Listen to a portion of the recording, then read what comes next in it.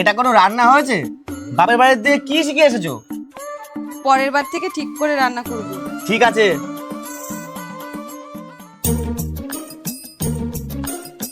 মা, মা, হ্যাঁ বল। আজকে রান্না কে করেছে? আজকে তো বৌমা। আমি জানতাম তো, ও ছাড়া এই রান্না কারো হতেই পারে না। ধুর, এইভাবে খাওয়া যায়? আর তোমাকেও বলি মা, তুমি সব সময় বাড়িতে থাকো, ওকে একটু রান্নাটা শেখাতে পারো না?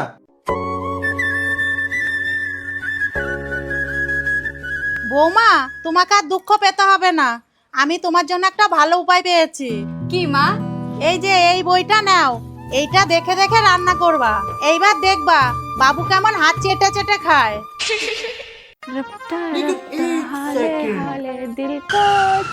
বৌমা, বৌমা, মা কি হয়েছে? পূজার ঘন্টাটা ফ্রিজের মধ্যে কে রেখেছে?